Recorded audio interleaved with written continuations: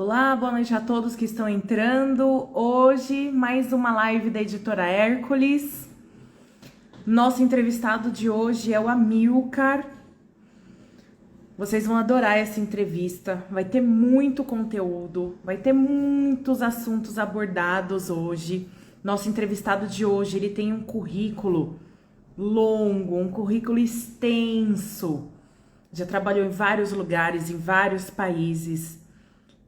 E o tema é maçonaria, verdades e mitos. Boa noite, Tiago.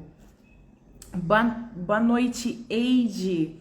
Bom, hoje a live vai ser sensacional, tá? O currículo do nosso entrevistado é extensíssimo. E ele passou pra gente um resumo, mas o resumo já é assim, muito maior do que qualquer currículo que alguém possa ter. Então, é uma live super especial hoje. Ele tem um livro muito importante com a gente, se chama Maçonaria, Verdades e Mitos. E a gente vai falar bastante sobre isso. Então, vou iniciar aqui enquanto o pessoal vai chegando. Lembrando que depois da live vocês podem ir lá no site da Editora Hércules, no www.editorahercules.com.br, para adquirir o livro do Amilcar, se vocês ainda não têm, tá? Mas deixa isso lá pro final da live. Primeiro vamos conversar com o nosso entrevistado, e aí lá no final da live vocês podem ir lá no site da Editora Hércules e eu vou dando mais detalhes ao longo da entrevista, tá bom? A maçonaria, como outras fraternidades, causam muitas curiosidades das pessoas em geral. As reuniões são feitas a portas fechadas e a imaginação corre solta sobre o que pode ocorrer dentro das suas paredes. Conspirações, intrigas, rituais e tantas outras coisas deixam as pessoas com medo, receio de que a maçonaria seja algo maléfico, que deve ser proibido. A Igreja Católica, representada pelo atual Papa Francisco, determinou aos católicos que eles estão proibidos de serem maçons. Mas calma, nosso palestrante de hoje, o nosso entrevistado, ele vai esclarecer todos esses assuntos e ele também fala muito sobre isso em seu livro Maçonaria, Verdades e Mitos. E hoje ele irá falar sobre esse assunto tão interessante. Por isso, vamos primeiro conhecê-lo. Amilcar Matias, mestre maçom. Isso aqui é só um resumo do currículo dele, tá? O currículo dele é muito mais do que isso que tá aqui. Ele é autor de livros maçônicos, fundador e diretor de comunicações da Academia Maçônica Virtual Brasileira de Letras, membro efetivo e fundador da Academia Brasileira Maçônica de Letras, Teatro, Ciências, Arte e Música, maçom emérito, GLESP. Boa noite a todos que estão entrando. Grande secretário de Cultura adjunto GLESP, ele foi até dezembro de 2021. PEST, delegado do 8º Distrito da 1ª Região Maçônica GLESP, Pastmaster, delegado do 12º Distrito da 5ª Região GLESP, gestão Pedro Gagliardi, PES, secretário de Ação Social adjunto até julho de 2016, GLESP, PES, diretor de Ação Social da Ação Social Gonçalves Ledo até julho de 2016. Ex-assessor especial para assuntos internacionais da Ordem Demolay GLESP de 99 a 2001. Ex-membro do capítulo Piratininga 13 do Real Arco, maçom do Santo Real Arco de Jerusalém, capítulo Bernardo de Claraval, fundador e Passmaster da loja Democracia, Liberdade e Prosperidade 764, mestre instalado da loja Akhenaton 321 Glesp, membro honorário da loja Mestre Akron 359 Glesp, membro honorário da ARLS Reconquista 155, grande loja maçônica do Paraguai, grau 33, grande INSP geral da ordem, REAA Glesp, cavaleiro do Real Arco, Rito York, Califórnia, Crypt, eu acho que é isso, Crypt Maçom, Rito de York, Califórnia, Cavaleiro Templário, Rito de York, Califórnia, Estados Unidos, membro da loja Los Altos 712, Los Altos, Califórnia, Estados Unidos, membro das lojas de pesquisas maçônicas São Francisco, Califórnia, Estados Unidos, membro das lojas filosóficas REAA San José, Califórnia, Estados Unidos, advisor do capítulo Campbell da Ordem Demolay, Campbell, Califórnia, Estados Unidos, Pés Patriarca do capítulo Presidente Jânio Quadros da Ordem da Estrela do Oriente, Pés Gran representante para a Califórnia, Estados Unidos pela Ordem da Estrela do Oriente, Glesp, Pés Gran representante para o Estado de Vermont da Ordem da Estrela do Oriente, Glesp, Pés membro da Comissão de Credenciais do Gran Capítulo de São Paulo da Ordem da Estrela do Oriente, ex-membro do capítulo de Aldebaran da Ordem da Estrela do Oriente, São Paulo. Não acabou. Membro da Ordem Rosa Cruz Amorque, Loja Guarulhos, São Paulo. Oficial ritualístico, iniciático e administrativo Amorque Guarulhos, São Paulo. Trabalhou no Museu Egípcio Rosa Cruz de San José, Califórnia, Estados Unidos. Cursos e práticas de radiestesia e cromoterapia. Palestrante sobre diversos temas. Então, o currículo é extensíssimo. Isso é um resumo de tudo que ele é e de tudo que ele já fez. Assim, na minha opinião, eu acho que precisava ser um gato, ter 7 vidas para fazer tudo isso que ele já fez, tudo isso que ele já estudou e tudo isso que ele já trabalhou. Então, eu vou convidar o nosso... E vamos começar logo essa entrevista com ele, porque eu tô muito ansiosa para desvendar as verdades e mitos sobre a maçonaria. Boa noite, Amilcar. Tudo bom? Boa noite, Ludmila. Tudo bem e vocês? Antes de mais nada, muito obrigado pela oportunidade e agradeço a todos que estão presentes. Muito obrigada a você, Amilcar, por estar aqui participando, por ter aceitado o nosso convite. Desculpa se eu li alguma coisa errada, mas eu não tenho intimidade, né, com todas essas questões que você já estudou, né? Não, sem problema, fique tranquila. Você não tem obrigação de saber os termos maçônicos em inglês, nada disso. Então, vou começar a aprender um pouquinho agora, né, com essa entrevista que eu vou fazer com você. Vou fazer o meu melhor, que eu puder. Bom, assim, rapidamente, queria saber se você poderia nos contar como você se tornou maçom. Como a maçonaria entrou na sua vida? Quando veio a vontade de começar a escrever livros maçônicos? Bom, essa vontade, na verdade, ela já vinha de muito tempo. Meu pai, quando eu era pequeno, já chegou a ser convidado e acabou não entrando, porque é aquele negócio, né, que hoje em dia é mais fácil a comunicação, mas naquela época, isso é coisa do demônio, não sei o que lá, parará, e acabou não dando certo. Depois, eu fui filiado primeiro na Ordem Rosa Cruz Amorque, e a loja que eu frequentava era a loja Guarulhos. E dentro daquela loja, tinham vários maçons e resolveram fundar uma loja da maçonaria que os participantes fossem maçons. Muito bem, eles fundaram a loja e eu fui convidado para entrar. Então eu fui um primeiro ou segundo aprendiz a entrar nesta loja que foi fundada, que era só inicialmente de Rosa Cruzes, essa loja existe até hoje, e eu tive a grata satisfação de fazer meus estudos lá. Cheguei a ser venerável mestre, que seria como se fosse o presidente da loja, né?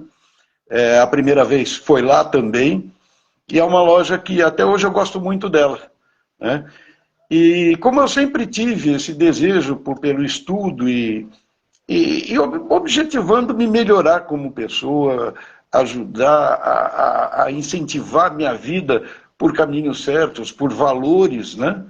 Então foi aí que eu entrei, então, na maçonaria, isso lá pelos idos de 87, 88, por aí, uns 35, 36 anos atrás. Desde lá, então, nunca mais saí da maçonaria. Já frequento maçonaria há muito tempo, então, sem falta, sem intervalo, direto. Frequentei, no período que eu morei nos Estados Unidos, frequentei 4 lojas maçônicas lá, inclusive uma delas loja de pesquisa maçônica, que depois a gente vai falar um pouquinho disso também, né? E voltando ao Brasil, continuei aqui na Glesp. Nesse período que eu estava lá, não estava fora da Glesp, eu estava de licença da Glesp aqui para frequentar a maçonaria de lá, né? E quando eu voltei, visitei loja em muitos países. Toda vez que eu tenho que visitar para algum lugar, eu já vou antes na Grande Secretaria de Relações Exteriores, já vejo que lojas tem, faço contato, documentação, toda certinha, né, para visitar lojas lá fora. Então, em vários países já visitei lojas, né? E para mim é uma grande satisfação que mudou muito minha vida. Eu acho que a maçonaria contribuiu muito, né, do pouco que eu consegui até hoje, mas ela é grande responsável por isso, e a morte também, por que não dizer, né? Mas a maçonaria hoje em dia, que eu estou mais ligado, né? Então ela me ajuda muito até hoje, inclusive perante a família, com a família. Minha própria esposa, né, participou de ordens paramaçônicas como a Estrela do Oriente. Ela foi matriarca 2 vezes, porque a Ordem da Estrela do Oriente vão maçons, homens e mulheres, mas quem manda são as mulheres. É como em casa, né, Ludmila? Quem manda em casa é o homem, quem manda no homem é a mulher. Não é assim? Então, lá também. Então, os meus filhos, os 3 foram Lautons, os 3 são Demolês, e 2 já são maçons. Então, já é um negócio enraizado e está no DNA da família. Então, mas as pessoas que não conhecem a maçonaria, quando fala, a fulana é maçom, aí eles falam, mas maçonaria não é só para homem? As pessoas nem sabem que hoje em dia as mulheres também podem ser maçons, né? Mais ou menos, né? Não é bem assim. O que acontece? Você tem dentro da ordem maçônica aquela que a gente chama de a maçonaria regular, que são aquelas que vêm de grandes lojas que são antigas e reconhecidas. Quando existe um novo país, você não tem que ter um reconhecimento internacional, você não tem que ter uma série de coisas. Então, na maçonaria também, quando se funda uma potência maçônica, ela tem que estar reconhecida por outras grandes lojas no mundo, né? Então, essa é o que a gente chama de maçonaria regular, que existem 3 potências no Brasil, que é o Grande Oriente do Brasil, que ele é federativo, então ele tem um poder central em Brasília e tem em cada estado. Tem as grandes lojas, que em cada estado elas são independentes, né, formando o que a gente chama de CMSB, Confederação da Maçonaria Simbólica do Brasil. E você tem a Comab, que são os grandes orientes independentes, um em cada estado também, que formam essa associação de membros. Além dessas 3 regulares, você tem, eu acho que 200 e poucas ordens que têm o nome de maçonaria, mas que não são reconhecidas. Algumas são muito sérias, sem problema, outras não, outras é golpe, né? Então tem que tomar muito cuidado. Então, assim como tem essas regulares, você tem a feminina e você tem a mista, que, pelo que eu entendo, são sérias, mas não são reconhecidas. Então, quando a mulher quer se associar à maçonaria, ela tem dois caminhos. Ou ela vai para uma dessas, que não é reconhecida pela maçonaria tradicional, ou ela participa de uma ordem paramaçônica. A maçonaria entende hoje que não é mais a mesma mentalidade que existia no século XV, XVI, XVII, XVIII, que a mulher hoje tem um papel fundamental, né, na sociedade e na própria maçonaria. Tanto é que se a mulher não concordar na entrevista que o marido entre, ele não entra, né? Então a importância da mulher é fundamental. Então o que a maçonaria fez? Como ela não pode, por uma questão de landmarks, que depois eu explico direito que adentrar direto nos nossos quadros, a maçonaria criou a Estrela do Oriente, que é uma ordem mantida pela maçonaria, né, e que é feita principalmente para as mulheres. Assim como você tem outras paramaçônicas que são para os filhos ou filhas. Você tem a ordem de Molay, que é para os meninos, você tem as filhas de Jó, as meninas do arco-íris, que são para as filhas. O importante, o que a maçonaria dá muito peso, é que a família esteja unida e que a família participe. Nada é obrigatório, mas é importante que a família participe, né? Então, com esse objetivo foram criadas essas ordens paramaçônicas.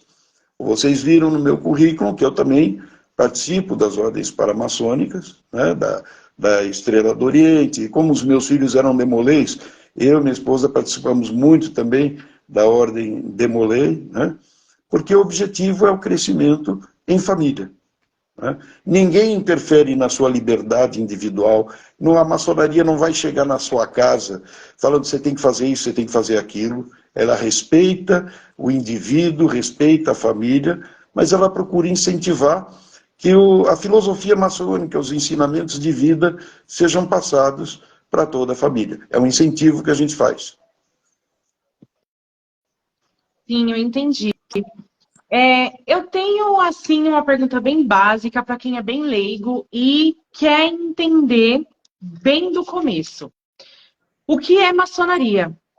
Porque são tantas informações contraditórias sobre essa fraternidade que acabamos sem saber no que acreditar. Então eu queria saber de você, para você poder explicar para quem é totalmente leigo, o que é maçonaria? Bom, vamos lá. Primeiro, não é um negócio simples de explicar em 5, 10 minutos, né? Para você ter uma ideia, eu estou há 35, 36 anos lá e ainda estou aprendendo muita coisa sobre o que é a maçonaria. Mas vamos tentar primeiro falar o que ela não é, que eu acho importantíssimo para tirar já algumas ideias da cabeça que são comuns aí na sociedade.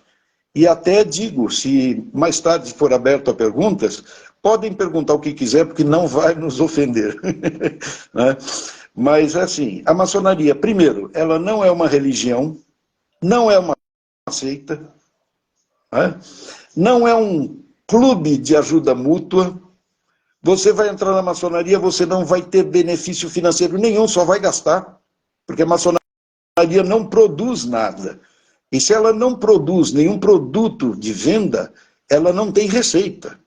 Mas a gente tem as despesas, a gente tem luz, tem água, tem contador para pagar, porque tem o CNPJ, né, aberto, né? E quem que paga aluguel, quem que paga tudo isso? Os maçons daquela loja que se cotizam e pagam as despesas. Então quem está pensando que vai tirar algum dinheiro da maçonaria um dia, está redondamente enganada. Ou me enganaram já faz 36 anos, porque eu nunca tirei nada de lá, né? Agora, ela é uma coisa que eu acho fundamental para a humanidade hoje. Ela é uma sociedade muito antiga, tradicional, e nada sobrevive tanto tempo se não for pelo menos digno de respeito, né? Não tem nada que eu faça lá dentro que eu não possa falar o que eu fiz. Se eu tiver que ir num lugar onde eu não posso falar o que está acontecendo, tem alguma coisa de errado, né? Então, esse negócio que é aquele segredo, que é tudo portas fechadas, não é bem assim a coisa, nós vamos falar mais disso pouco mais na frente. E é uma filosofia de vida baseada no conhecimento de culturas e civilizações antigas, toda a experiência de séculos, e isso é dessa forma, aquilo é dessa forma, é melhor porque o resultado é melhor. A maçonaria não é dogmática, não tem dogmas que diga, olha, faça assim porque eu estou dizendo para você fazer. Porque eu sou dono da verdade. Não existem donos da verdade. O maçom tem que ser, antes de mais nada, um buscador da verdade. E esses ensinamentos dessa filosofia são passados por graus. A cada grau você aprende uma determinada coisa. E ela é simbólica e alegórica. Ou seja, os ensinamentos são passados por símbolos e alegorias. Então, se você vê, por exemplo, hoje, uma garrafa de Coca-Cola, torcidinha lá, você de longe já percebe que é uma Coca-Cola, não é isso? Porque o símbolo te chama a atenção. O símbolo cai em você, trazendo um monte de significados. Então, a mesma coisa hoje. Quando você vê o esquadro e o compasso entrelaçados, é um símbolo maçônico, você reconhece. Ah, mas cada símbolo tem um significado. Tem. Então, por exemplo, o esquadro, ele não traça um ângulo reto, não é isso? Que é para usar o esquadro. Então, para nós, ele quer dizer a retidão das ações que o maçom tem que ter. Né? E cada símbolo tem um significado importante para a gente que estuda nessas instruções dos graus. Agora, só os símbolos isolados têm significados isolados. Então, você tem rituais e alegorias que pegam esses símbolos e unificam para que adquira, além do significado individual, um significado superior, um significado maior para isso. E é uma forma gradativa de passar esses ensinamentos, que são sempre baseados numa sã moral. Não é? Ah, mas o maçom é todo mundo bonitinho, todo mundo certinho, todo mundo perfeito. Muito pelo contrário. Onde existe o ser humano, existe o erro, existe o problema. Não é? Então, não estamos lá porque somos perfeitos, muito pelo contrário.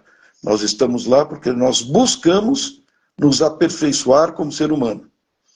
Então, quando você perguntou o que é a maçonaria, eu poderia te responder que a maçonaria é uma instituição que busca o aprimoramento, o aperfeiçoamento da humanidade, pelo amor, pelo aperfeiçoamento dos costumes, pela tolerância, pela igualdade.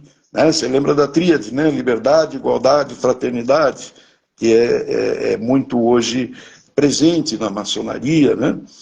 Então, mas por que? O maçom é bonzinho, quer que todo mundo seja feliz? Não é bem assim. Né? O maçom é um homem comum que está lá em busca de se aperfeiçoar. Mas por que então ele quer promover a felicidade da humanidade? Porque o maçom entendeu que o ser humano é um ser social. Sozinho, isoladamente, ele nunca vai ser feliz. Se eu não estiver feliz com a minha família, eu não vou ser feliz. Se eu não estiver feliz com o meu emprego, eu não vou ser feliz.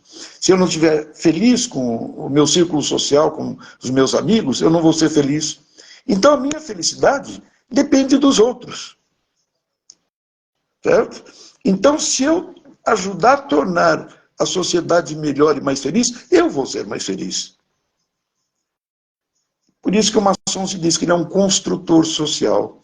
Através desses símbolos, das alegorias e toda a filosofia maçônica, a gente consegue extrair alguma coisa que, se bem interiorizado, modificam nossas ações, nossas atitudes, e eu começo a me tornar um ser humano melhor.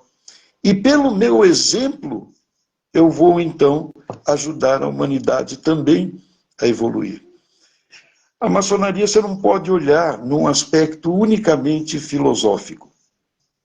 Ela é uma ordem que tem uma carga também de filantropia, com uma condição, de preferência que as pessoas ou as instituições que forem ajudadas sequer saibam que foi pela maçonaria. Por quê? Se eu quero ajudar, e eu estou ajudando, eu cumpri meu objetivo. Se eu saio cantando de galo para todo mundo, eu estou fazendo autopromoção e autopropaganda.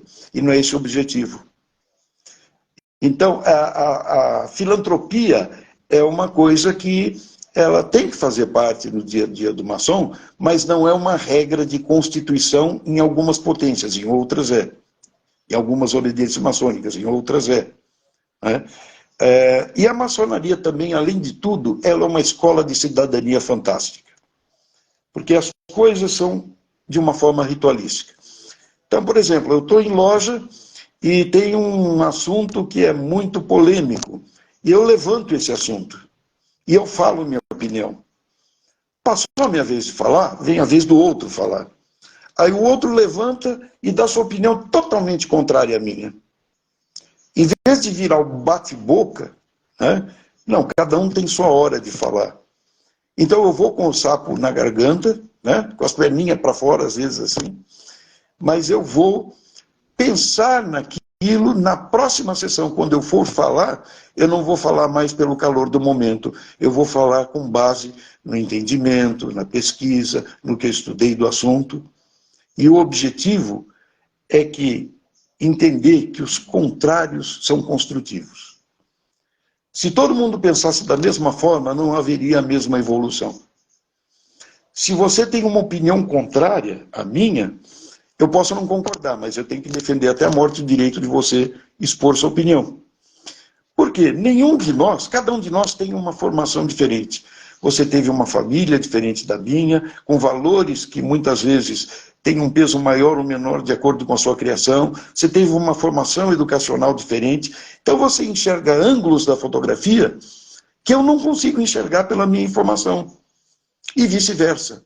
Então os contraditórios fazem com que a gente enxergue outros ângulos e ampliem nossa visão. Por isso que a gente diz que a evolução tem que ser conjunta. Porque sozinho eu não consigo ver toda a foto, eu não consigo enxergar todo o problema. Cada um de nós reage ao mesmo estímulo de formas diferentes. Por quê? Por causa da nossa formação. O que você tem na sua formação que eu não tenho e vice-versa, para que juntos a gente possa crescer? E uma outra palavra que é fundamental nisso, equilíbrio. Né? Então, por exemplo, por que o mundo, de uma maneira geral, né, está nessa desarmonia, o mundo não está em paz, as pessoas não estão em paz, as pessoas vivem angustiadas, porque se evoluiu muito na parte tecnológica, na parte material, e muito pouco na parte não material, ou espiritual, como queiram chamar. Né? Se há o desequilíbrio, não há harmonia, não há felicidade. E o que eu estou falando de espiritual não é crença ou fé religiosa. É no sentido filosófico de crescimento interior, de vencer minhas mazelas, de vencer meus problemas, e para isso eu preciso primeiro identificá-los. Então, quem quer entrar na maçonaria, uma das coisas que não pode ter é melindre. Porque a gente fala tanto de liberdade, igualdade, fraternidade. Se eu vejo você cometendo um erro e eu não te alerto, eu estou condenando você a errar sempre, não é isso? Então, de uma forma fraternal, uns têm que corrigir os outros, para que juntos vamos evoluir. Esse é um exemplo de fraternidade maçônica.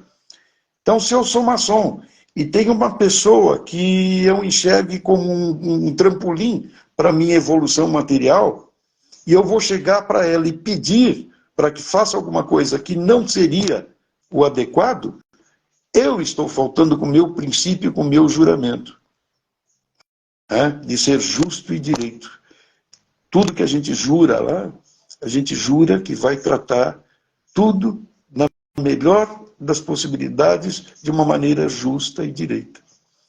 Esse estudo, ele depende do rito que você segue, ele muda o número de graus. Então, por exemplo, no rito escocês antigo e aceito, são 33 graus.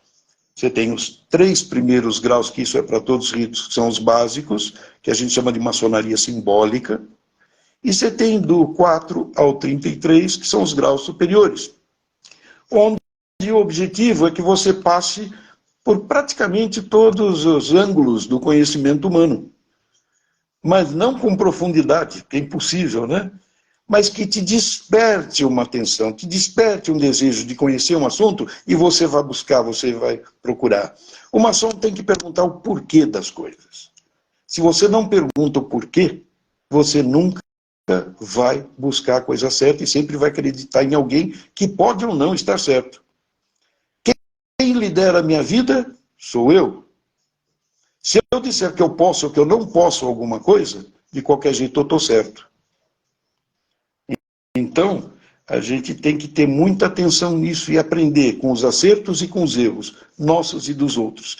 E essa filosofia, que é baseada em toda uma história de grandes pensadores e de culturas antigas, que vem da Pérsia, da Fenícia, do Egito, que vem do Império Greco-Romano, mas não vem com o mesmo significado exatamente. Vem aquilo que a gente pega na filosofia maçônica e constrói a nossa filosofia. A maçonaria não inventou nada, ela não inventou uma filosofia, ela vai buscar nas culturas antigas. Então tem muita gente que fala, poxa, vocês estudam algumas coisas que vêm do Egito, o simbolismo dos templos tem alguma coisa do Egito antigo, né? Então foram os egípcios que fundaram a maçonaria? Não, né? A gente pega as filosofias, as culturas antigas e pega aquilo que a gente enxerga como uma base de lição moral e incorpora na nossa filosofia. É o simbolismo. Se você entrar num templo maçônico, você vai ver as colunas zodiacais, com signos do zodíaco. Ah, então nós somos astrônomos ou astrólogos? Não. Aquilo tem um significado específico da filosofia maçônica. A gente poderia falar muito do que é a maçonaria, mas eu espero que um resuminho agora, para não cansar também quem está assistindo, né? Eu acho que, não sei, depois quiser que eu complemento mais. Sim, deu para entender esse resumo básico, mas eu acho que a curiosidade continua. Tanto que o Thiago, ele fez duas perguntas aqui pra gente. Nos comentários aqui, ele fez duas perguntas. Mas antes, deixa eu falar um negocinho. Preciso dar um recado para vocês. As pessoas que entraram agora, sejam bem-vindos, bem-vindas. Estamos aqui com a Milcar. Ele está falando a respeito da maçonaria. Ele tem o livro aqui com a gente da Editora Hércules, Maçonaria, Verdades e Mitos. O livro dele, no site da Editora Hércules, está com 15% de desconto só para as pessoas que estão assistindo a live. Vão ter essa oportunidade de adquirir o livro do Amilcar com 15% de desconto. Porque só vai saber quem está aqui na live assistindo ou quem vê ela gravada. Porque esse desconto vai ficar durante 36 horas. Então hoje, a partir de hoje, sexta-feira, 8 horas da noite, 36 horas, o livro vai ficar de desconto lá no site da Editora Hércules, www.editorahercules.com.br. Então, quem está aqui não precisa sair agora e correndo, porque vai ter um tempo para poder adquirir o livro. O Thiago, ele perguntou como participar da maçonaria. Qualquer um pode participar da maçonaria? Qualquer cidadão comum? Ele tem essa dúvida. Mas eu também não sei se a gente responde a pergunta do pessoal no final, né? Eu acho melhor responder no final o Thiago, para ele ficar um pouquinho curioso. Porque eu tenho outras perguntas aqui para fazer. Tem uma pergunta aqui que é parecida com a pergunta do Thiago, né? Eu tenho uma pergunta aqui. O que é necessário para se tornar maçom? Porque eu conheço várias pessoas que recebem convite por e-mail, de pessoas desconhecidas. Porque, assim, para você se tornar maçom, você precisa receber um convite, não é assim?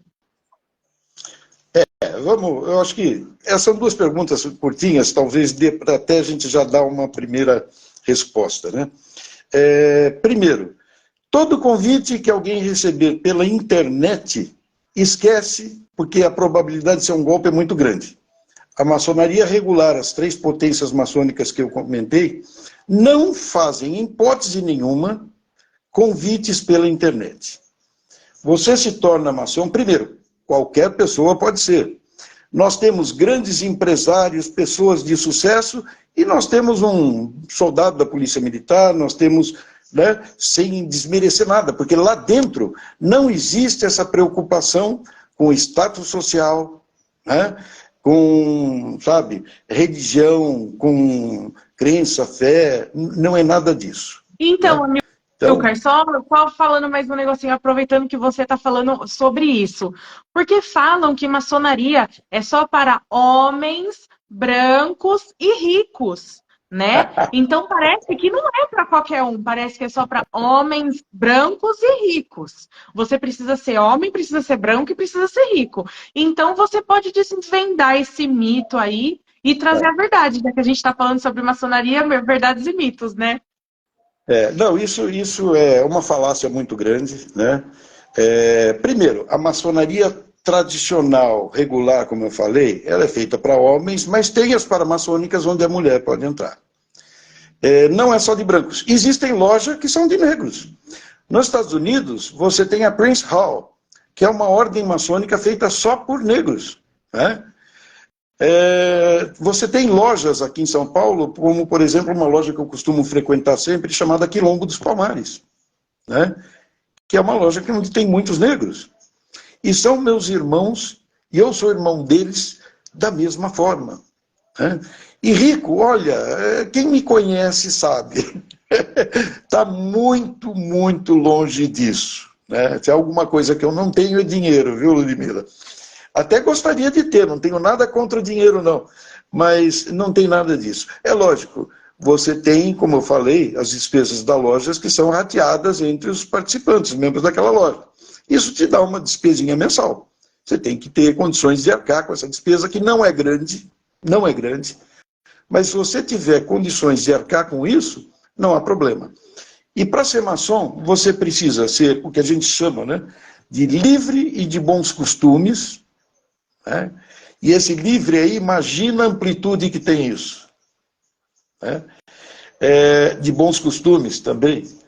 E você não pode ser ateu. Ah, mas então a maçonaria é uma religião? Não. Eu vou fazer uma analogia, ela é meio assim, mas eu acho que didaticamente dá para entender. Imagina que você planta um pé de tâmaras, certo? A tâmara, naturalmente, ela demora mais de 90 anos para dar o fruto. Então, normalmente, quem planta tâmara não colhe. Então, por que vai plantar, né? Então, a obra da maçonaria também não se constrói numa vida, numa geração. O que nós estamos fazendo aqui é plantando para que as próximas gerações colham fruto e o trabalho siga. Se eu for um ateu, isso perde o sentido. Para que eu vou trabalhar por outros lá na frente se não existe uma vida futura? Não sei se deu para entender, mas é assim. Você precisa ser o que a gente chama de livre de bons costumes, né? E não pode ser um ateu. Não importa qual religião você tenha, se você tenha ou não uma religião, não importa. Se você acreditar num princípio criador e numa vida futura, você já está apto. Dentro da maçonaria, duas coisas são proibidas de discutir, que é religião e política partidária. Política partidária. Então, como é que é o processo para você entrar na maçonaria? Primeiro, você tem que ser convidado por um mestre maçom, o grau 3 da maçonaria simbólica. Mesmo assim, porque o grau 1, grau 2 não podem convidar. Por quê? Porque ele não tem tempo suficiente lá dentro para entender os princípios maçônicos e saber quem está apto ou não. Né? Então você é um mestre maçom. Você tem uma pessoa que você observa e acha que tem os predicados para ser um bom maçom. Você convida. Ah, convidou, entrou? Não. Na hora que você convida, começa um processo que vai durar de 7, 8 meses até 2 anos. Nós nos tratamos como irmãos dentro da maçonaria. Eu aceitando alguém, eu estou aceitando alguém na minha casa, como meu irmão. Eu quero saber quem entra. E ao mesmo tempo eu quero saber que essa pessoa tenha plena ciência e consciência de onde ela está entrando. Nós não queremos quantidade, nós queremos qualidade. Não estamos buscando seres perfeitos? Não. Mas estamos buscando pessoas de bom caráter, de boa personalidade, que têm interesse no estudo e em se aprimorar para ser um construtor social, que não tenha melindres, né? Então, tem alguns fatores que são preponderantes. Ah, mas se eu não conheço nenhum maçom, como é que eu vou ser convidado? Fatalmente sempre vem essa pergunta, né? Olha, você pode ter certeza que tem sempre um maçom por perto e está te observando. O fato, por exemplo, de você estar nessa live, diz o seguinte, das duas uma, ou você morre de curiosidade para saber o que é esse negócio aí, será que faz pacto com o demônio mesmo, né? Ou você tem interesse em conhecer, se aprimorar, se aperfeiçoar, né? Vou te citar um exemplo. Tem um grande amigo meu, que hoje ele está em Curitiba, que ele me conheceu através de um amigo comum, né? E como ele está em Curitiba, muito longe, eu nunca fui atrás de convidá-lo. Um dia ele chegou para mim e começou a pedir explicação sobre o que era maçonaria e falou que tinha interesse em entrar. O que eu falei para ele? Bom, a responsabilidade, até você chegar ao grau de mestre, é de quem te convida. Até financeiramente. Se você não paga a loja, quem paga é o mestre que te convidou. Então, eu quero saber, conhecer você mais profundamente para poder te convidar. E passamos, acho que uns 2, 3 anos em conversas, em reuniões conjuntas, em situações sociais. Aí, a hora que eu me senti seguro, né, eu o convidei. Ah, mas ele está em Curitiba, como é que ele pode vir para cá? Não, eu falei com os irmãos que eu conheço lá em Curitiba e falei para eles, eu estou indicando, daqui para frente o processo é com vocês. E no mês passado eu fui lá para Curitiba para assistir a iniciação dele. Mas uma coisa é certa, sempre tem um maçom te observando. Ou, deixo aqui até aberta a possibilidade, se vocês assim entenderem que é, quem tiver interesse, pega meu contato e me liga. Eu não vou sair indicando, mas a gente pode encontrar um processo, começar um processo de conhecimento. Posso convidá-lo para assistir às sessões públicas que dentro da ordem. Na quarta-feira passada, essa quarta-feira, anteontem, né, nós fizemos uma sessão pública, onde era aberta a convidados. Então você começa a ir lá, começa a ter contato, começa a ver. E se você achar que é legal, mais hora, menos hora o convite chega. Eu acho, não sei se deu para dar uma ideia. Sim, deu. Acho que o pessoal entendeu. Não é, então, assim, um bicho de sete cabeças e também não é super exclusivo como todo mundo pensava, né? Que é Não. um clube fechado, super Olha, restrito. Deu para entender bastante. E deu para entender que o fundamento, ele é bem humano, né? É bem humano, é bem positivo para a sociedade, não tem nada de maléfico. Ele é bem positivo, ele é primordial, na verdade. Todas as pessoas tinham que ter essas virtudes, né?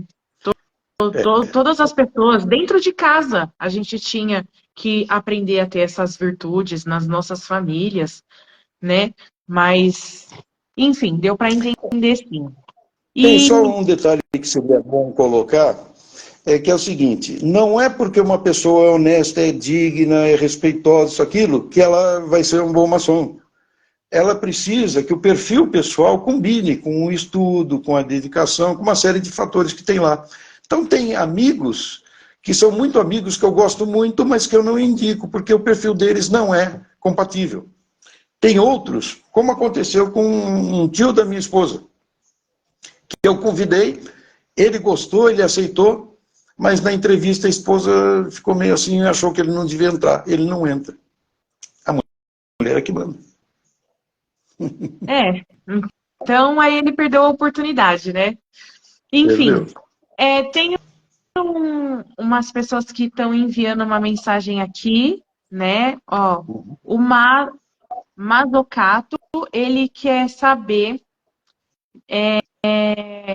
de qual loja você pertence, potência e qual rito, e quer saber qual a visão da maçonaria, de quem é a Rosa Cruz e martinista, se essa pessoa não for maçom, ela vai ser convidada? Vamos lá. Primeiro, eu sou da loja União e Verdade, número 115, da grande loja maçônica do Estado de São Paulo, rito escocês antigo e aceito. Então, a primeira parte da pergunta, acho que está respondido.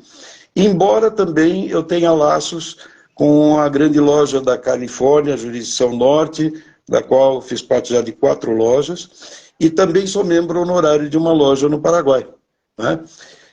No período que eu estava nos Estados Unidos também, eu fiz todos os graus do rito de York. Então, eu sou o grau 33 no rito escocês antigo e aceito, é o REAA, que você estava lendo lá no meu currículo, né? Rito escocês antigo e aceito, e sou o grau 13 do rito de York, também, lá da Califórnia. Mas o rito que eu estou mais praticando hoje foi o rito que eu iniciei, que é o escocês antigo e aceito, que não foi o primeiro rito a chegar no Brasil. O primeiro rito a chegar no Brasil foi o Adoniramita, mas depois, a partir do momento que chegou o escocês antigo e aceito, né? E eu, desde que entrei na maçonaria, estou nesse rito. Acho que é isso? Respondido? Sim, respondido. E isso. Eu preciso fazer uma pergunta aqui que eu estou muito curiosa. Ó, depois a gente, lá no final, a gente abre para Ok. os convidados, para os telespectadores, para o pessoal mandar as perguntas aqui nos comentários, tá? Eu preciso saber quem criou a maçonaria. Eu queria saber se você podia falar um pouquinho a respeito sobre esse assunto. A Ordem dos Templários e a Fraternidade Rosa Cruz foram ligadas à maçonaria em algum momento da história? Eu preciso saber disso. Bom, antes, só complementando a outra pergunta, né? Ordem Rosa Cruz, Amorque e Maçonaria não são instituições conjuntas, são totalmente independentes, e uma não interfere na outra. Eu, por exemplo, comecei até antes da maçonaria na Rosa Cruz, e estou lá até hoje. Martinismo, né? São independentes, não tem ligação. Existe o 18º grau da maçonaria do rito escocês antigo e aceito, que chama-se Cavaleiro Rosa Cruz. Mas não é por causa da Rosa Cruz Amorque que a gente tem aqui. E essa é uma confusão que muitos maçons, inclusive, fazem, né? Então, eu acho que, quanto a acabar aquela resposta, tudo bem. A segunda pergunta foi a que você fez agora, que só me dá um repasse, por favor. Quem criou a maçonaria? Sim, tá. Vamos falar um pouquinho da história, então. Nesse período que eu morei nos Estados Unidos e que eu participei de várias lojas, uma dessas lojas era uma loja de pesquisas maçônicas, né? Aqui no Brasil a gente tem algumas, mas essas lojas de pesquisa, na sua maioria, são lojas de estudo, não necessariamente de pesquisa. Lá nós juntamos vários irmãos, tinha inclusive historiadores, arqueólogos, e nós resolvemos fazer uma pesquisa independente sobre a origem, a história da maçonaria, do rito escocês antigo e aceito e dos graus da maçonaria simbólica. E nós passamos praticamente 2 anos em praticamente 4 países cada um, certo? Fazendo esse trabalho de pesquisa. E eu vou te dizer assim, existem alguns ritos, só para fazer um parênteses para explicar o que é o rito. Vamos fazer uma analogia que didaticamente acho que dá para entender. Rito é uma metodologia de ensino do mesmo ensinamento, da mesma filosofia, né? Então tem vários ritos. Tem os ritos aceitos e os ritos não aceitos. Eu vou falar um pouquinho mais profundamente sobre a história do rito escocês antigo aceito. Tem outros ritos que têm a sua data de fundação bem determinada, bem marcada, quem fundou, tudo isso. O rito escocês antigo e aceito, sua origem se perde na Idade Média, né? E o que acontece? Vamos fazer um resuminho aqui. E é lógico que o que eu estou falando do começo da maçonaria não é no formato que ela tem hoje. Isso não nasceu do dia para a noite. Isso foi se remodelando durante os séculos, né? Imagina na Escócia feudal.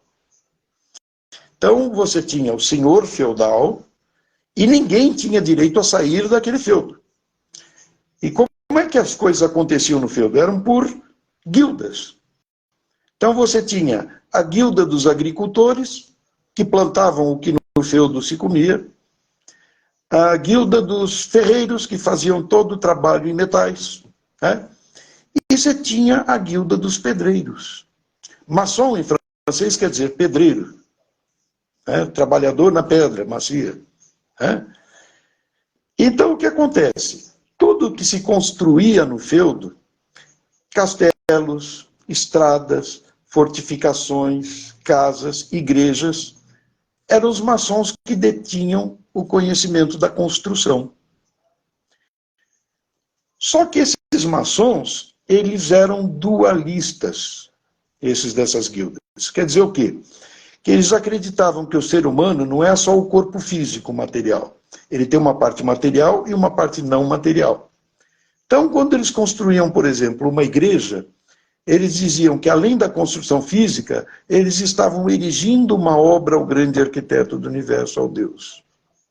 Tá? Então, por isso que a filosofia ficou interessante. E era um negócio fechado. Esse conhecimento só era passado praticamente de pai para filho, né? Porque imagina, quando houve a queda do Império Romano, os nobres desses feudos começaram a poder sair. Então eles começaram a sair dos feudos e precisavam de construção de castelos, de pontes, de igrejas, de fortificações, de estradas. Quem que sabia construir? Eram os maçons operativos. Então eles foram a única categoria que tinha liberdade de ir e vir, e muitas vezes eles até se estabeleciam em outros países. Aí vem o peso da liberdade, né? Aí vem o peso da palavra liberdade, né?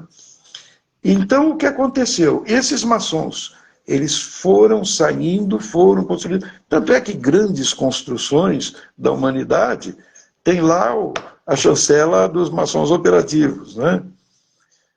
Por exemplo, Catedral de Notre Dame, a Catedral de Colônia, na Alemanha, né? Nós achamos, eu sei porque eu pessoalmente estive lá pesquisando essa catedral, né? A Catedral de Colônia, nós achamos lá um documento que eu até numa palestra que eu faço sobre a origem e história da maçonaria, eu coloco lá, que é o planejamento da construção da catedral, pelos maçons operativos. Essa construção começou no ano de 860 e acabou em 1200. Então a maçonaria operativa já existia naquela época. Não é a mesma maçonaria de hoje? Não, mas veio toda a base, todo o fundamento, veio crescendo, se modificando até chegar lá. Muito bem. Houve um momento da história onde os maçons operativos, eles começaram a ser perseguidos. Toda vez que você detém um conhecimento e você detém um poder, porque conhecimento é poder, você tem uma grande probabilidade de ser perseguido. Tá? E em 1200 e pouco, 1300 e pouco, houve então a extinção da ordem da ordem dos templários, né? Os cavaleiros do templo eram uma ordem ligada à igreja que tinha como missão proteger o caminho para a Terra Santa. É isso? O primeiro grão-mestre foi Bernardo de Claraval e o último foi Jacques de Molay. Muito bem, o rei Filipe o Belo e o Papa Clemente V, o rei devia muito dinheiro aos templários. E queria acabar com a dívida e pegar o tesouro dos templários. Como que ia acusar os templários? Se uniu ao Papa Clemente V para o Papa acusá-los de herege, para que eles pudessem, então, perseguir os templários. E os templários foram perseguidos, mortos, queimados.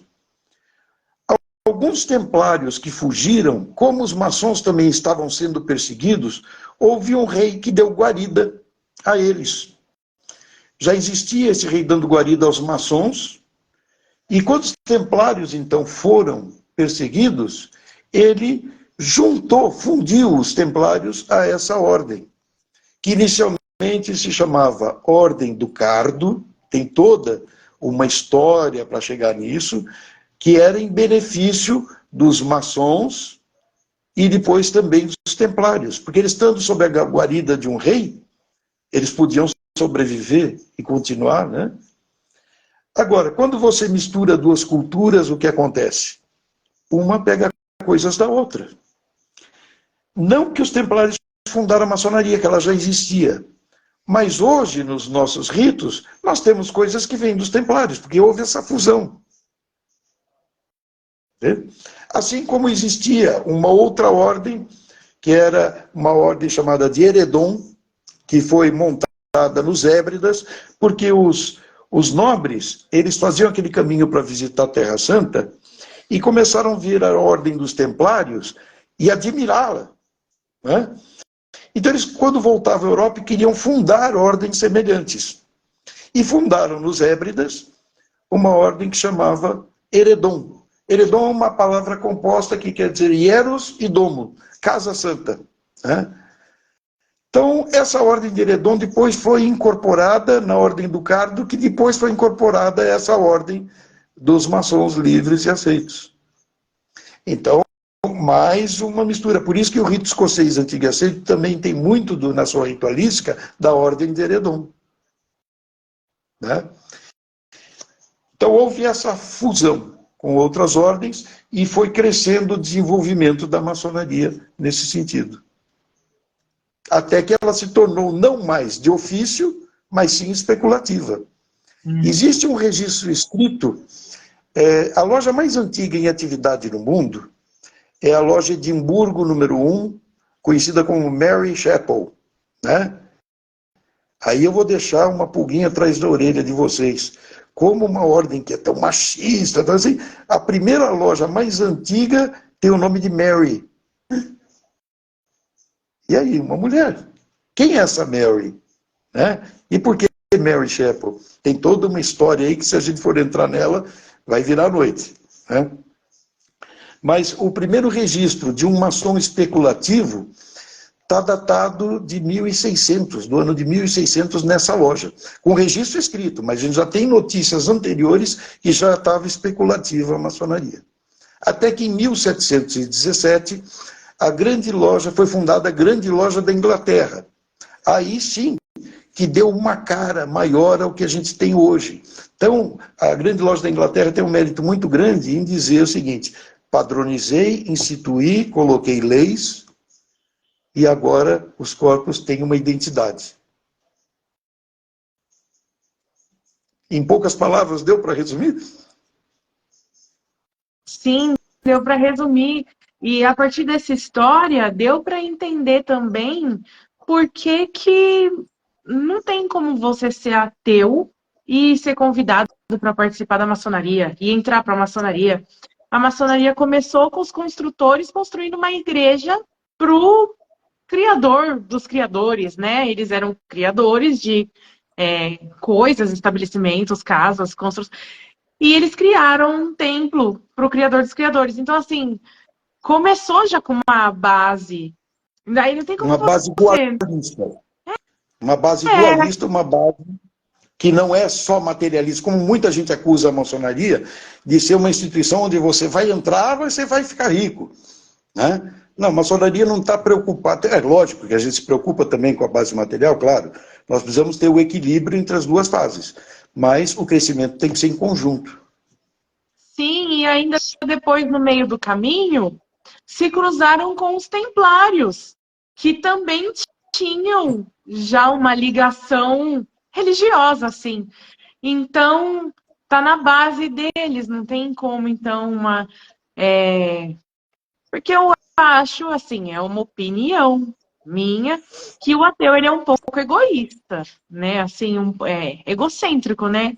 Ele apareceu Olha, do nada o ser humano apareceu do nada na face da Terra e ele é a coisa mais importante que existe num universo que é praticamente infinito. Eu acho muito. A pessoa está se achando Isso muito ótimo. vai muito de cada um. Eu conheço, por exemplo, uma pessoa que ele é ateu convicto, né? E ele não é uma pessoa egoísta nem arrogante. O que acontece é que cada um tem o seu direito ao livre pensamento. Cada um tem o seu direito a escolher aquilo que quer seguir e a gente tem que respeitar isso. Então ele acha, por exemplo, que toda a criação, tudo isso aconteceu pela simples ciência, pela técnica, onde você encontra dois átomos e a coisa foi crescendo, sabe? Uhum. Aquela explicação assim. É o direito que ele tem de pensar assim, eu respeito. Né? E não vou julgá-lo. Né? Mas eu acho, na minha opinião, eu acho o seguinte, eu acho que, como diziam grandes pensadores, né? O universo funciona num equilíbrio tão grande que funciona como um relógio. Para haver esse equilíbrio, quantas coisas aconteceram? É preciso entender a existência de um grande relojoeiro. Né? Então, o que se pede uma maçom é isso, que creia numa vida futura e num ser criador, e não uma religião. É. Eu tinha mais uma opinião para falar sobre isso, porque quando você está numa savana e você dá de cara com um leão, você pede socorro, pelo amor de Deus. Quando você está no mar se afogando, você pede socorro, pelo amor de Deus.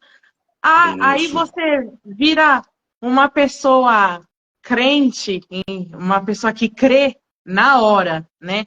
Mas enfim, vamos voltar para a maçonaria e para as verdades e mitos. Qual a importância da maçonaria para a sociedade em geral? Você já falou bastante aqui, né, sobre as virtudes, né, que vocês trabalham dentro da maçonaria, sobre mas você pode falar mais um pouquinho, se ela pratica algum tipo de benemerência e para o maçom, o que a maçonaria faz pelo membro da ordem? Então vamos lá, eu acho que é uma pergunta muito importante. Primeiro, qual que é a importância para a sociedade? Né? Bom, muita gente acusa a maçonaria e acha que é fiscal de governo. Né? Ah, mas a maçonaria no passado já promoveu a independência americana, a independência brasileira, sabe? Todo aquele movimento de libertação da humanidade, em Confidência Mineira, Revolução Francesa. Primeiro, a maçonaria nunca promoveu isso. Quem promoveu foram maçons, inspirados pelos ensinamentos da maçonaria. O objetivo da maçonaria, e se a gente fosse ver, se fazer guerra e revolução resolvesse alguma coisa, a Europa e o Oriente Médio era uma maravilha hoje. Não é isso? Então o trabalho do maçom é de plantar tâmaras. O trabalho do maçom é de ir se modificando no seu interior, se tornando uma pessoa melhor e, pelo seu exemplo, fazer uma corrente do bem que ajude a sociedade. A maçonaria, ela é, de certa forma, política, não partidária, mas política no sentido que ela defende. Defende a sociedade, os seus membros, de uma maneira geral, a sociedade, contra tudo aquilo ou todo aquele que queira privar o ser humano de sua liberdade de expressão, de pensamento e de consciência. Aquilo que eu falei, eu posso não concordar com o que você fala, mas vou lutar até a morte para defender o seu direito de falar. Então, muitas obras que a maçonaria faz para benemerência, sim. Mas vou te dar um exemplo. Chega nessa época do ano que nós estamos vivendo, muita gente põe as manguinhas de fora, faz marmitinha, sai distribuindo para os sem teto, tudo isso. Eu acho isso errado? Não, absolutamente, não é errado. Mas muita gente, quando volta de uma missão dessas, fala, nossa, como eu me senti bem. Desculpe, eu me sinto mal. Porque, na verdade, não devia ter ninguém passando essa necessidade. Se a gente tem que fazer isso, é porque tem coisa errada na sociedade. A gente não deveria ter que fazer isso. Ah, isso é utópico? É utópico.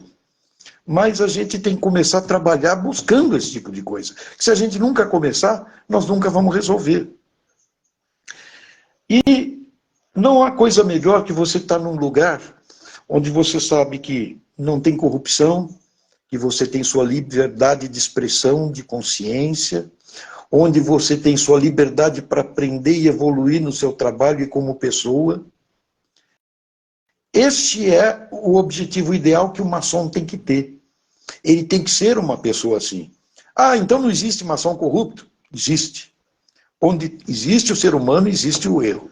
Só que é um ambiente mais selecionado, então a quantidade é menor. E outra, quando existe um erro, vamos corrigir. Quando é mau caráter, vamos pôr para fora da maçonaria. O que não se admite é mau caráter. Tá? Então, que bem você faz para a sociedade? Você incentivando a cultura. Olha, na maçonaria tem uma coisa que a gente fala, que está escrito nos nossos rituais, que é assim, o maior flagelo da humanidade é a ignorância. A ignorância, por definição, é você não conhecer, não saber aquilo que devia saber, saber mal aquilo que você sabe e saber outras coisas mal do que não precisaria saber.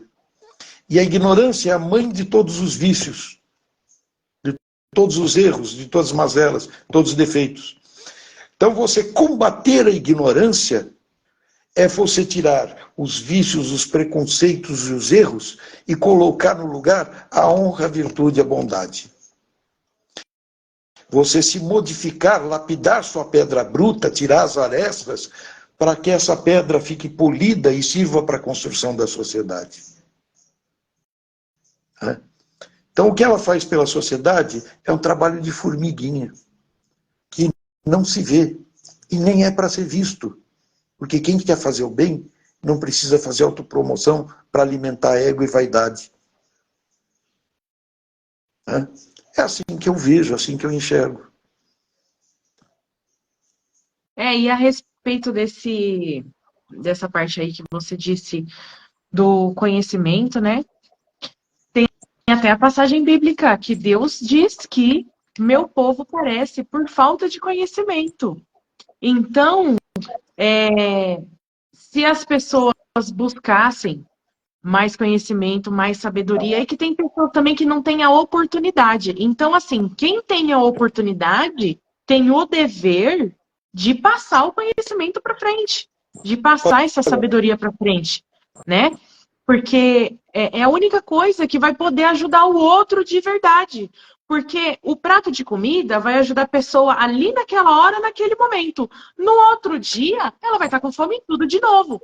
Mas se ela tem um conhecimento para mudar a qualidade de vida dela, para buscar um trabalho ou uma forma de sobreviver, já vai mudar completamente a vida dela. O prato de comida só resolve o problema naquela hora, naquele momento, né?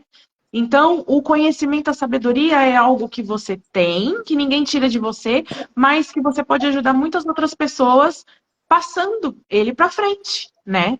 Então, isso que você disse é muito importante mesmo.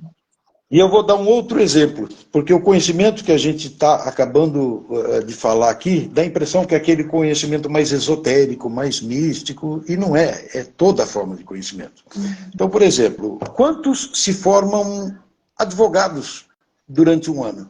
Quantas faculdades tem? Por que uns se destacam e os outros não?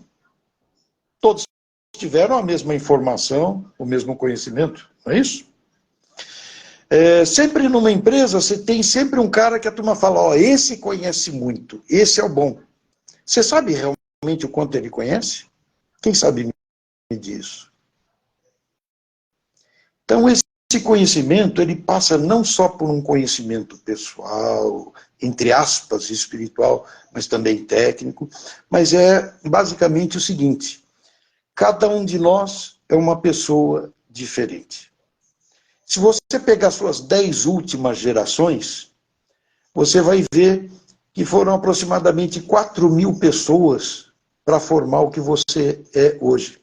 Você teve 2 pais, 4 avós, 8 bisavós, e assim por diante. Conta 10 gerações. Será que eu, com 4.000 pessoas diferentes, sou igual a você?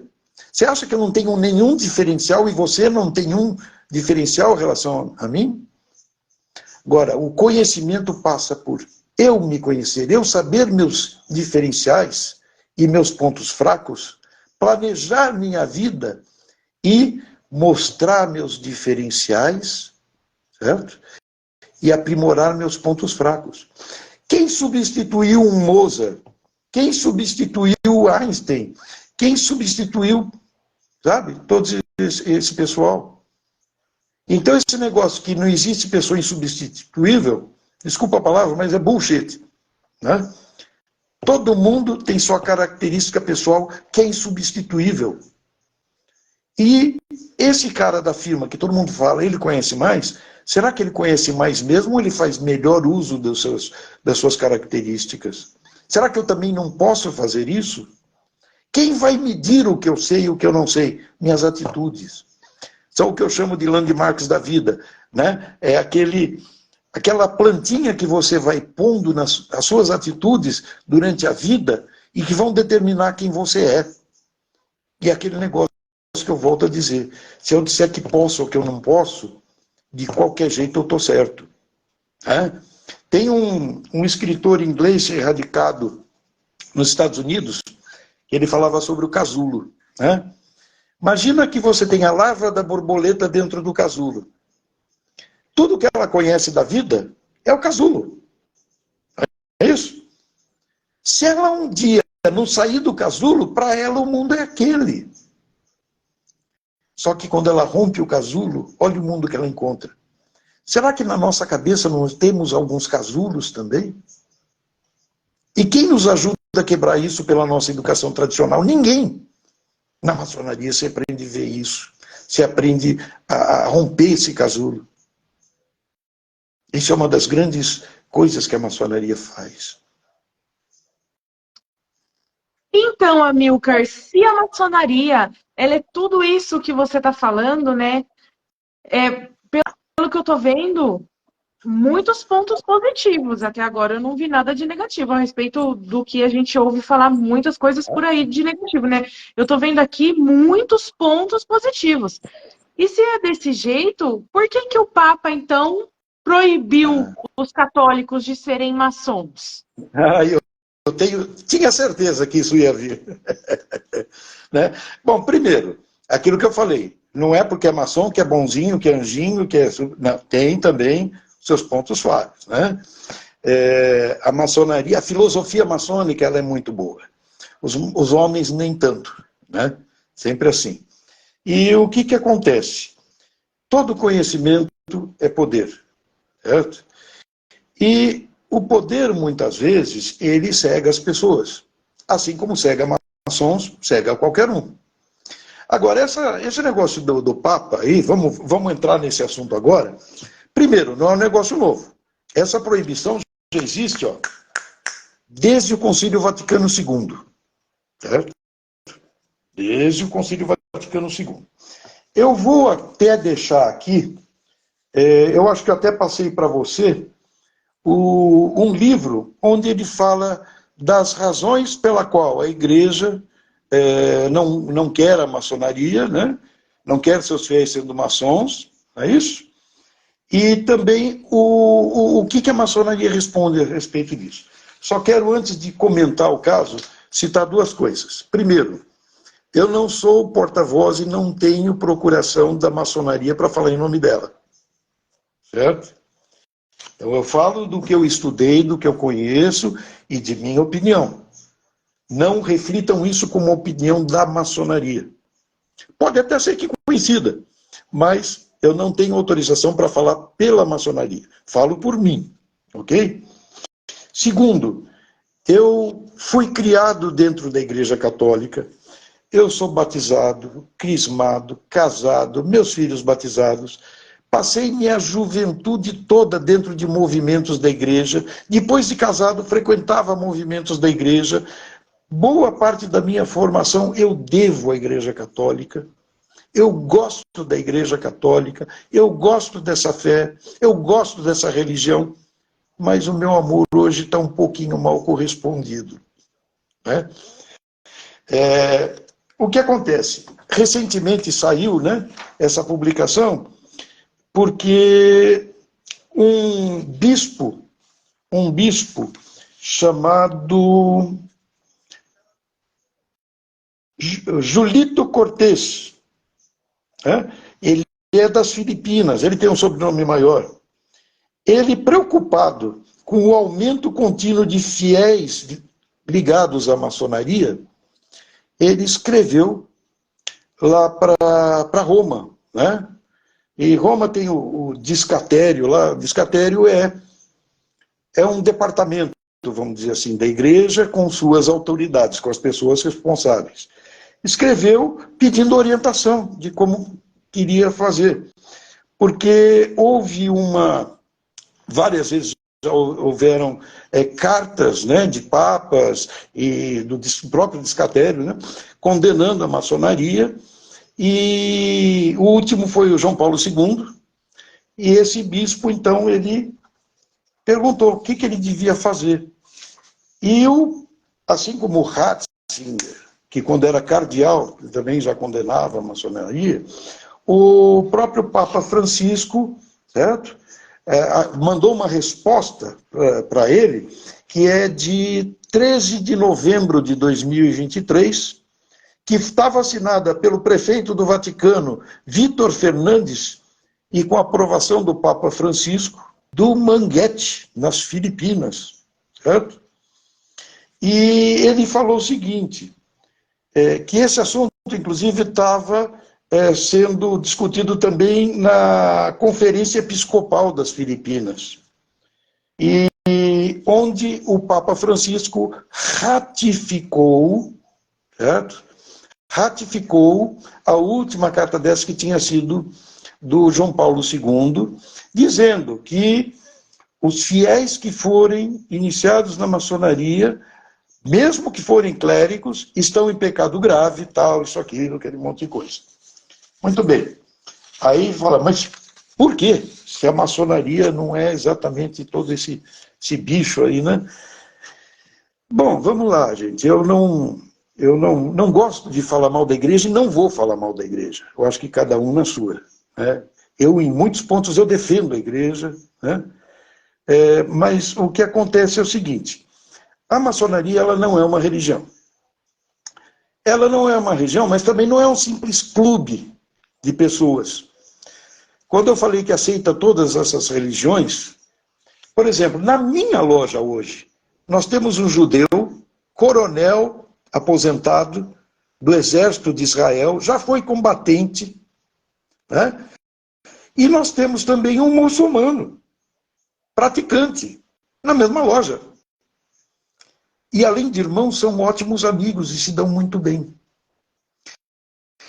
Então pode ter budista, pode ter umbandista, espírita, católico, o que for.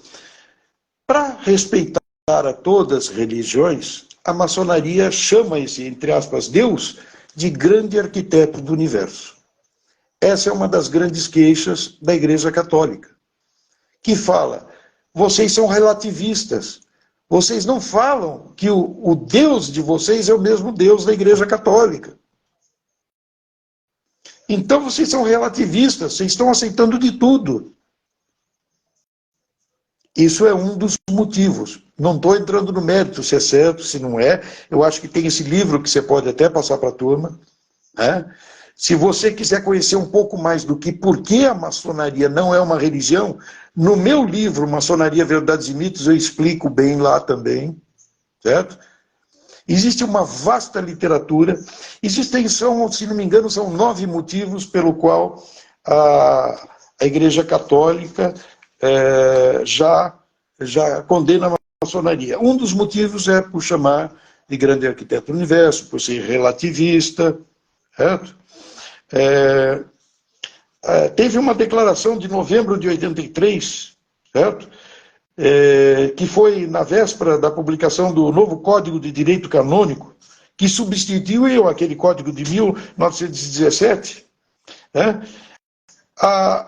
E nesse código de 1917, não existia uma condenação específica da maçonaria. E esse código foi ratificado para existir a condenação à maçonaria, e não é só da maçonaria.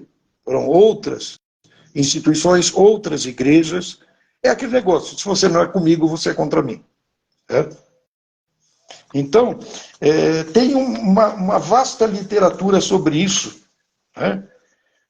Você vê que são praticamente 9 motivos que a igreja olha e diz que existe uma inconciliabilidade, não dá para conciliar a maçonaria. Ela até reconhece, em alguns escritos, que não é uma religião, mas diz que é inaceitável você ser maçom, porque você chama Deus de grande arquiteto do universo, porque você é relativista com relação às verdades da doutrina católica, né? Que você incentiva as pessoas a buscarem uma verdade e não seguir a verdade emanada pela Igreja Católica. Né?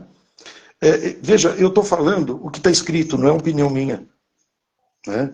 Se você pegar essas declarações... Não consigo me conter. Eu posso... Você quer que eu leia esse trecho que você me mandou do livro? Nesse trecho aí, basicamente, o que é importante nesse trecho é o nome do livro que as pessoas podem procurar, porque Ele vai ter todo esse documento. Né? Ele menciona o livro Maçonaria, Raízes Históricas e Filosóficas. É esse? Esse livro foi escrito por um irmão de maçonaria e confrade da academia. Eleutério é uma sumidade, mas não existe só esse livro. Eu citei esse. Existem outros livros que vão falar a respeito e que tem, inclusive, traduções, cópias dos documentos da CNBB e de Roma. Né? Tem uns estudos na CNBB de 66, de 1993, onde nas primeiras 48 páginas é apresentado um resumo da maçonaria, da história da maçonaria. Então, existe a preocupação, existe o conhecimento, só que a igreja entende, é um direito que ela tem de entender da forma que ela quer, não é isso? Aquilo que eu falei, pode ser contrário à minha opinião, mas eu tenho que respeitar, tenho que aceitar. Né? E ela é da opinião que não é possível conciliar as duas coisas. Três desses motivos eu citei agora, quem quiser conhecer todos, é simplesmente... Né? A igreja diz que a possibilidade de conhecimento objetivo da verdade é negada pela maçonaria. Isso não é verdade. Nós somos buscadores da verdade. Aí ela fala que a relatividade de qualquer verdade se encontra na base da moral da maçonaria. A compreensão que os maçons têm da religião é relativista. Por que é relativista? Porque a gente aceita todas. Entende? E lá dentro não se discute religião. Então, eu acho que, eu sugiro, né, para quem quiser conhecer mais sobre o assunto, porque é muito longo, a gente dava para fazer umas 5, 6 horas aqui só discutindo isso, eu tenho cópia desses documentos aqui, né, que leiam, entre outras literaturas que possam achar, mas que eu indico. Leiam esse livro que você até falou o nome, né? O capítulo é Maçonaria e Igreja Católica. É do Eleutério Nicolau da Conceição, né? Isso. E tem o nome, ele cita um outro livro dele, que é Maçonaria, Raízes Históricas e Filosóficas. Isso. E aí, nesse livro, ele fala a relação da maçonaria com a Igreja Católica. Então, Isso. tem um trecho aqui que ele está explicando um pouquinho a respeito de muitas coisas que ele fala em outro livro, tá? Então, quem quiser pesquisar aí, Eleutério Nicolau da Conceição, tá? Ele é um irmão fantástico, tem um conhecimento fantástico, o cara é genial. E quem quiser saber, então, os motivos da Igreja Católica condenar, tem nesse livro. Algumas defesas, inclusive feitas por padres. Tem um padre, deixa eu ver se eu acho aqui o nome dele. Olha aqui, José Antônio Ferrer Benimelli, na verdade, Espanha, que é um cara da Universidade de Saragoça, da Espanha, e tem um outro aqui que é um padre que, inclusive, contesta essas verdades que a Igreja Católica, os motivos que a Igreja Católica coloca. E se vocês quiserem conhecer o porquê a maçonaria não é uma religião, está aí o meu livro, Maçonaria, Verdades e Mitos, onde eu explico muita coisa que eu falei aqui. E falando no seu livro, eu recebi a informação de que não só o livro Maçonaria, Verdades e Mitos está com 15% de desconto, mas os seus 4 livros estão com desconto. Então, os 4 livros do Amilcar estão com desconto lá no site da Editora Hércules, tá? Então, depois que você assistir aqui a entrevista com a Amilcar, a live, você vai lá no site da Editora Hércules, www.editorahercules.com.br, e lá vai ter os 4 livros do Amilcar com desconto de 15%. Então, só você que está vendo esse vídeo, que está vendo essa live, essa entrevista, que tem essa informação. Então, você aproveita, corre no site e já adquire. Se você já tem o Verdades e Mitos, você vai e já adquire os outros. Você não perde tempo, você aproveita essa promoção. E se você ainda não tem Maçonaria, Verdades e Mitos, você precisa ter. Porque tudo isso que ele está falando aqui na live com a gente é só Dos livros. assunto. Ele está falando, tipo, 10% do assunto de tudo que tem lá no livro. Então, para você saber mais, é só você engolir os livros do Amilcar, tá? E tá tudo lá no site da Editora Hércules. Então, precisava dar esse recado. E também, Amilcar, eu preciso falar para você que você tá recebendo vários elogios aqui, tá? Ali não tá descendo? Ó. Contente. Ó, quer ver? Ai, aqui tá muito ruim de mexer.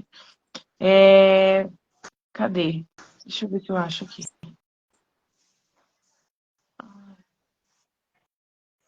Ixi. Ó.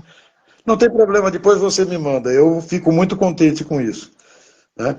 E só para dizer, Aqui, esses livros... O Júlio Carlos... Lembra que eu falei? Pode falar. Esses livros foram todos feitos com base naquele trabalho de pesquisa que eu falei no começo. E eles são diretos e objetivos, não tem função de linguiça, não. Tá. Que você estava lá nos Estados Unidos? Isso. Tá. Ó, o Júlio Carlos Assunção, ele falou: grande irmão Amilcar, uma enciclopédia ambulante. Parabéns por abrilhantar cada vez mais a ordem, ele falou. Muito obrigado. Teve mais elogios, mas eu não consigo subir.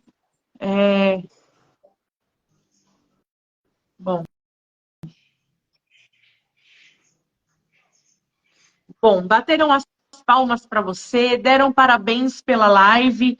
Eu estava vendo aqui, mas é que agora eu não estou conseguindo achar. Mas pelo menos o do Júlio César eu consegui ler, tá? Então, eu dei o recado do desconto e agora eu preciso ir para a próxima pergunta e já no final a gente abre para o pessoal fazer as perguntas para você. Eu também queria saber, porque parece que a jornada do maçom, não sei se é a sua, que é tão grande assim, né? Porque você tem um currículo extensivo. Mas assim, eu queria saber, quando um maçom se torna mestre, e o grau 33, o que é o grau 33? Então vamos lá, vamos responder. Só antes, uma coisa que eu esqueci de falar, quando nós falamos da Ordem Rosa Cruz, tem muita gente que pensa que porque ele é martinista ou ele é Rosa Cruz, que ele já vai entrar num grau mais adiantado na maçonaria. Não, os ensinamentos são diferentes, a forma é diferente. Então você esquece, são independentes, você vai entrar como aprendiz e seguir o teu caminho. Né? Você falou do grau de mestre e falou do grau 33, não é isso? Cada grau, no rito escocês antigo e aceito, cada um dos 33 graus, ele recebe um nome. Então, por exemplo, o grau 1, quando você entra, você é aprendiz. Grau 2, companheiro. Grau 3, mestre. Você vai passando pelos... Daí, se você entrar nos graus superiores, se você quiser, né? Você vai pegar, por exemplo, grau 4, mestre secreto, grau 5, mestre perfeito, e vai com a denominação até o grau 33, cuja denominação é grande inspetor geral da ordem. Esses graus, cada um, eles são divididos em compartimentos, vamos dizer assim. Então, do 1 ao 3 é a maçonaria simbólica, do 4 ao 14 é o que a gente chama de loja de perfeição, do 15 ao 18 é o capítulo Rosa Cruz, que não tem a ver com a Rosa Cruz Amor, que é outra Rosa Cruz, certo? Do 19 ao 30 é o Conselho de Cavaleiros Kadoshi, e de 31 ao 33 é o Consistório do Príncipe do Real Segredo. Certo? Cada um desses compartimentos, ele tem uma linha de ensinamento. Então, no grau 1, 2, 3, você aprendeu o ensinamento básico da maçonaria. No grau 3, você já é um mestre maçom, para a maçonaria simbólica.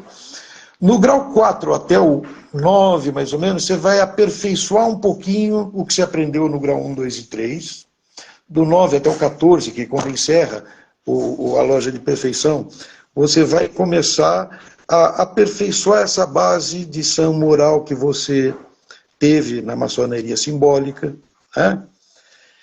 Tem graus, dentro desses 33 graus, que são mais de estudo de filosofia, de grandes pensadores, tem graus que estudam mais história, tem graus que são mais administrativos, então você aprende a lidar melhor com a administração, é isso?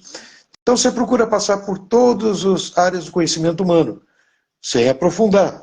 A maçonaria ela é muito sábia no seguinte, eu quando entrei na maçonaria, eu ficava muito bravo com ela, sabe? Porque eu via uma determinada coisa na instrução, que eu falava, que bacana, esse negócio é legal, deixa eu aprofundar. E lá eles não aprofundavam, eles só diziam por cima aquilo. E eu ficava louco da vida, falando, pô, ela sabe, ela está aqui me mostrando e não explica. Mais tarde eu fui entender. Todo conhecimento que é simplesmente colocado, jogado, ele não tem valor, ele entra por aqui, sai por aqui. Você só consegue interiorizar o conhecimento que você vai pesquisar, vai trabalhar, vai buscar, vai entender. Então a maçonaria, ela sabe nisso. Ela te joga o anzol, na hora que você morde e fala, não adianta eu te dar o conhecimento vazio. Você tem que interiorizar, e para isso você tem que despender esforço. Você precisa pesquisar, estudar, trabalhar, ir atrás, ver outras opiniões. Então, nesses 33 graus, está cheio disso. Então, tem graus até que você fala um pouquinho de astronomia, com o simbolismo daquilo para a filosofia maçônica. Então, grau 3 é o mestre maçom, quando você chega na plenitude dos direitos maçônicos, e você pode até começar a convidar outras pessoas para iniciar aquele processo para ver se vai ser admitido na maçonaria. A partir daí é opcional se você vai seguir os graus superiores ou não. Se você quiser, você começa no 4, na loja de perfeição, vai até o 14, acabou a loja de perfeição, entra no capítulo e assim por diante. Se você for considerar uma pessoa exemplar, que faça todos os graus na sequência, não perca exercício, não perca tempo, e for sempre muito bem nos estudos, você vai demorar para chegar do 1 ao 33 pelo menos 9, 10 anos.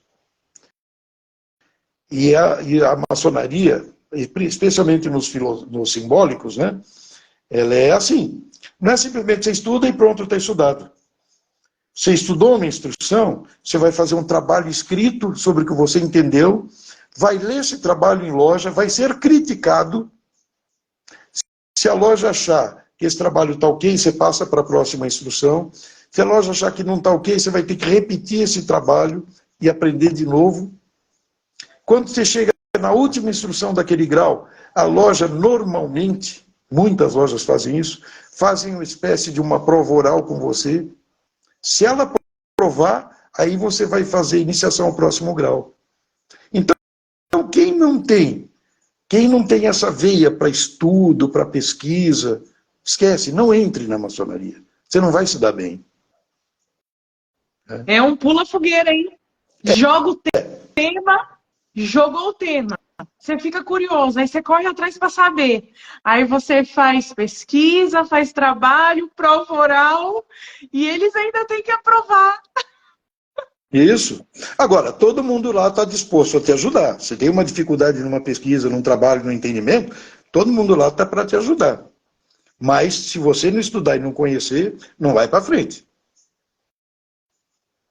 Tá, queria agradecer a participação do Thiago. Ele tá falando que ele vai ter que sair, mas que ele gostou muito e deu os parabéns.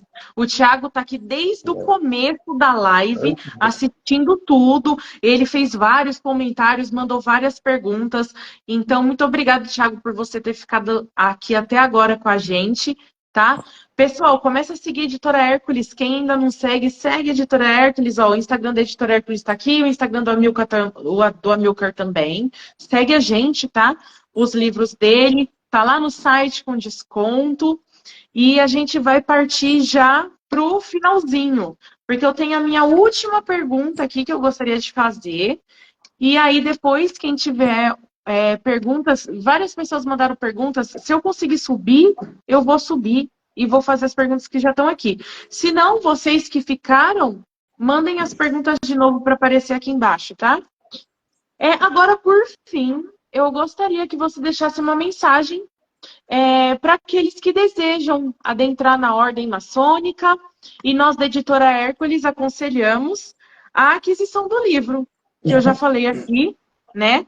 Maçonaria, Verdades e Mitos, do autor Amilcar, e que está com desconto lá no site da Editora Hércules. Então, Amilcar, por favor, se você puder deixar uma mensagem para aqueles que gostariam de entrar para a maçonaria. Ok, eu agradeço a oportunidade. E minha mensagem ela é curta, mas é objetiva. Né? A gente tem que entender o seguinte: o amor é a chave do universo. Né? Quando você recebe uma provocação, você se irrita e responde com provocação, onde isso vai dar? Né? Então, a gente tem que entender que cada um de nós tem seus momentos. Tem um momento que você não está bem, que você vai responder a qualquer estímulo de uma maneira negativa. Tem um momento que você está bem, mas o outro não está. Né? Então, se você tiver em mente isso, né, que o ódio só trai ódio, vingança só vingança, raiva só trai raiva. Ser mal educado com os outros vai trair isso para você também. Né? É como um ímã que atrai as coisas. Os nossos pensamentos atraem as coisas. E os nossos sentimentos mais ainda. Então a mensagem que eu queria deixar é essa: o amor é a chave do universo. Né? Tenha empatia. Né? E tudo vai melhorar na sua vida. Sim, então eu vou abrir agora para as questões. O Ivon C. Soares Júnior falou: parabéns, meu irmão, bela explanação, estou há 10 anos na ordem e sou do emulação. Rito de emulação, isso. O Mazocato falou: excelente live, que o Gadu te abençoe sempre, Amilcar, com toda a sabedoria, força e beleza. E bateu as palmas para você, tá? Tem mais mensagens aqui. R. Barbosa Silva falou: minha primeira reunião em 2016 sobre maçonaria foi com a Amilcar. Foram 4 horas de aula. Ricardo Silva. Ah, Ricardo, sei. Aí o Mazocato falou: se a pessoa faz todos os graus na Rosa Cruz e no martinismo e entra para a maçonaria, já vai direto para os últimos graus ou vai ter que iniciar no grau de aprendiz? Essa pergunta você já respondeu, né? Uma coisa não tem nada a ver com a outra. O Manuel Clésio falou: tenho os 4 livros. Os 4 livros. Olha o Manuel tem os 4 livros do Amilcar. O Manuel já tá adiantado na matéria, então. Um grande abraço para o Manuel, sei quem que ele é. Manuel. Tá Martins falou saudade, Amilcar, e mandou corações para você. Obrigado. Ó, tem uma pergunta.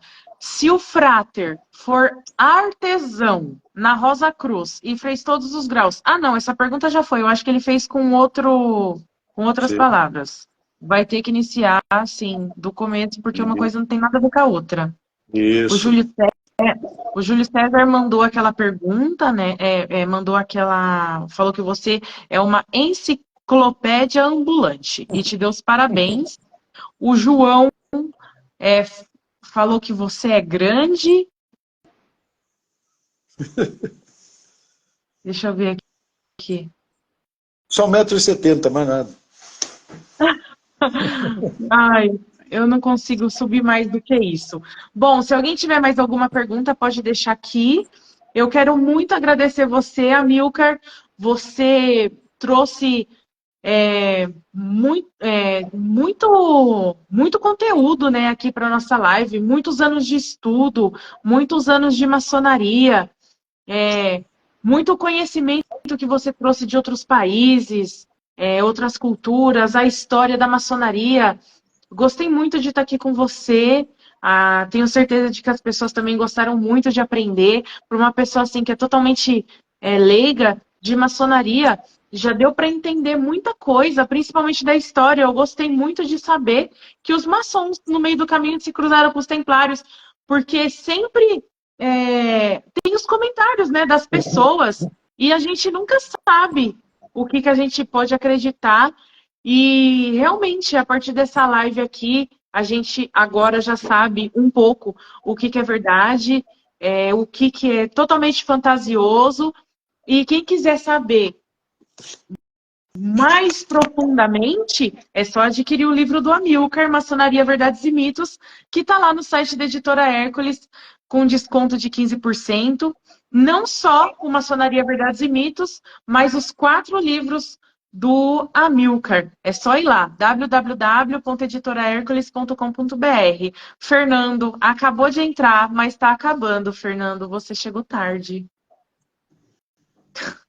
Então, muito obrigada, Amilcar. Muito obrigada pela sua participação. Muito obrigada por ter aceitado esse convite, tá? Foi um prazer estar aqui te entrevistando e ficando sabendo de todas essas coisas. Eu que agradeço muito a oportunidade, agradeço a quem teve a paciência de me escutar falar aqui por quase 2 horas, né? E eu estou sempre à disposição. E fico muito feliz, espero ter sido útil, né? E quem quiser, sabe, entrar em contato comigo também não tem problema nenhum, tirar dúvidas futuras. Eu acho que através de você e da editora, né, pode ser feito isso, né? Tem artigos que eu escrevo também. Eu tenho um site que é www.amilcarescritor.com.br. Podem entrar lá, ler os artigos, fazer perguntas. Eu quero o livro, a gente direciona da melhor maneira possível para vocês aí, né? E tá aí. Muito obrigado, agradeço a oportunidade de estar com vocês hoje. Ludmila, muito obrigado. Manda um abração para a Rosa, né? Eu adoro a editora, adoro vocês. Se eu fosse voltar lá atrás, eu ia escolher, se eu pudesse, a editora Hércules mesmo, né, para começar tudo de novo, né? E eu me dou muito bem com vocês e só tenho a agradecer. Muito obrigado. Se você quiser, as suas próximas edições, quiser refazer tudo e quiser vir aqui com a gente, pode vir. Tá, Amilcar? A gente te recebe de braços abertos. Você é muito bem-vindo. E para finalizar, então, eu quero agradecer todos que ficaram do começo ao fim aqui com a gente, todo mundo que assistiu essa live, que comentou, que participou, que curtiu. Não esqueçam de seguir aqui o perfil da Editora Hércules. E uma boa noite a todos. Só tenho a agradecer e a gente se vê na próxima live, tá bom? Tchau, tchau, gente. Boa noite a todos. Tchau, tchau. Obrigado. Tchau, tchau.